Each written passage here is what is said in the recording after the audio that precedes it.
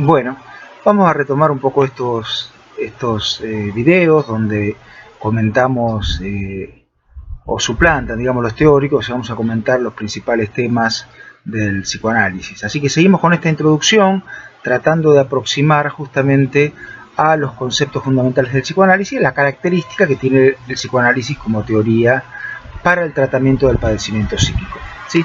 Entonces hemos dicho que fundamentalmente el psicoanálisis se ocupaba del inconsciente, de los procesos inconscientes, que esto brindaba una perspectiva distinta porque justamente hay diferentes niveles de análisis o planos de análisis que el psicoanálisis pone en juego.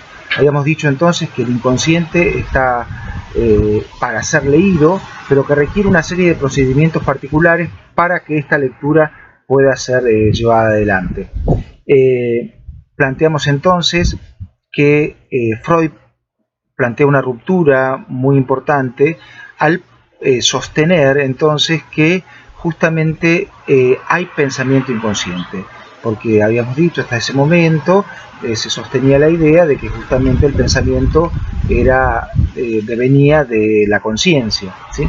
Entonces Freud lo que sostiene es que el inconsciente es un pensamiento, ¿sí? No se trata de ningún otro tipo de cuestiones más que pensamientos. Cuando profundizamos un poquito esto, decíamos de qué tipo de pensamientos. Freud descubre tempranamente el vínculo entonces entre esos pensamientos y la sexualidad. Eso nos llevó a plantear entonces que necesitamos definir la sexualidad, y Freud lo hace por medio de un concepto que es el concepto de pulsión. Eso lo vamos a ver un poquito más adelante. Pero sí decirles entonces que el concepto de pulsión lo que plantea es una ruptura, o más que una ruptura, digamos, lo que se rompe es la distancia que existente entre la sexualidad normal y lo que se denomina sexualidad patológica, y entre la sexualidad infantil y la sexualidad adulta, ¿sí? Entonces se rompe esa distancia porque finalmente lo que vamos a terminar planteando es que la sexualidad es infantil, es precoz, es perversa y se desarrolla en dos tiempos. Eso va a ser la estructura que vamos a necesitar desarrollar para dar cuenta de la característica de la sexualidad que en psicoanálisis hablamos. Pero hoy se me había ocurrido acercarles algunos ejemplos de esto que hemos llamado diferentes planos de análisis y que además sostienen una lógica distinta, ¿no? Entonces vamos a hacer comentar algunos ejemplos de chistes, algunos ejemplos de actos fallidos, ¿sí? Algunos ejemplos de lectura de sueños que en Freud están presentes, como para que ustedes puedan aproximarse a la particularidad de la lectura del psicoanálisis, ¿sí? Sobre los fenómenos. Hay un ejemplo que todavía se sigue pasando en televisión y en radio, que me parece que es interesante para comentar este tipo de cosas, la lectura particular que el psicoanálisis tiene. Es no es publicidad, un anuncio de una organización sin fines de lucro que se llama Luchemos por la Vida. Tiene dos versiones, una versión radial y una versión televisiva. Seguramente lo han visto, es más probable que hayan visto la televisiva más que la radial, digo por el uso de la radio, pero les comento entonces, se trata de una persona que va conduciendo un auto y va enviándose mensajes donde alternativamente, digamos, en la versión televisiva juega con la figura y con el fondo, ¿no? La pantalla del celular se torna figura y la calle fondo cuando está mandando un mensaje, y al revés, la calle, digamos, figura y el celular fondo cuando sigue conduciendo. Esto se alterna varias veces, figura fondo, figura fondo, figura fondo, mirando el celular hasta que se produce el choque. Como en la versión radial esto no se puede jugar de esta manera, juegan directamente con el contenido, ¿sí? Del mensaje. Entonces es muy interesante porque la persona va manejando, se escuchan los ruidos de la calle y entra un mensaje que dice ¿podés venir a jugar al fútbol que nos falta uno? ¿Sí? Entonces él contesta sí.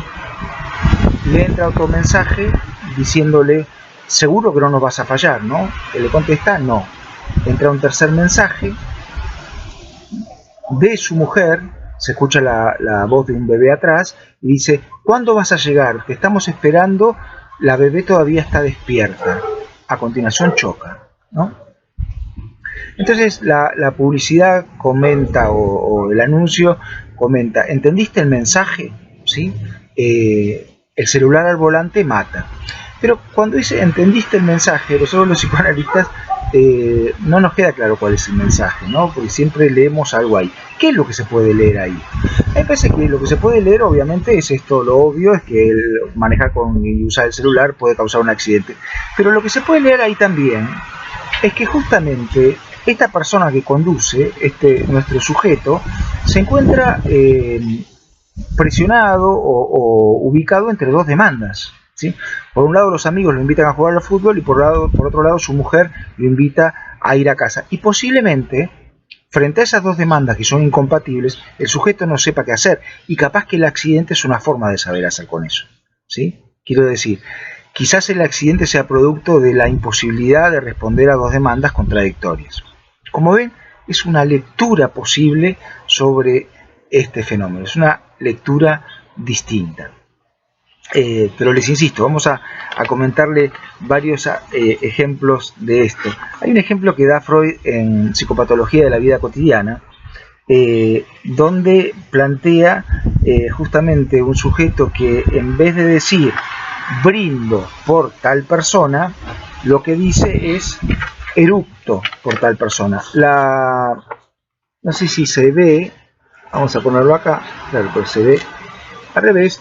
Se los leo en un pésimo alemán, que dice ansustosen significa brindar y outsustosen significa eructar. Entonces la persona comete una equivocación, ¿sí? Un desliz en el habla, donde dice una cosa por otra. Como ven ustedes, ansustosen y outsustosen tienen un sonido similar, ¿no? Entonces la homofonía, y retengan esto, es una forma particular donde puede justamente leerse algo de los procesos inconscientes, o que permite justamente que los procesos inconscientes se presenten.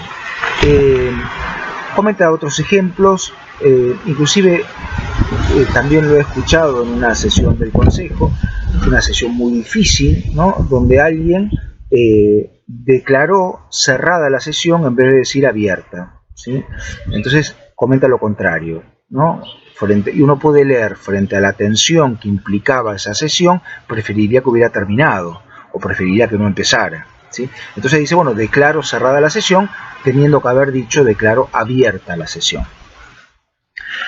Hay un ejemplo muy lindo que plantea Freud en la interpretación de los sueños, donde comenta un sueño que fue interpretado a Alejandro Magno, ¿sí?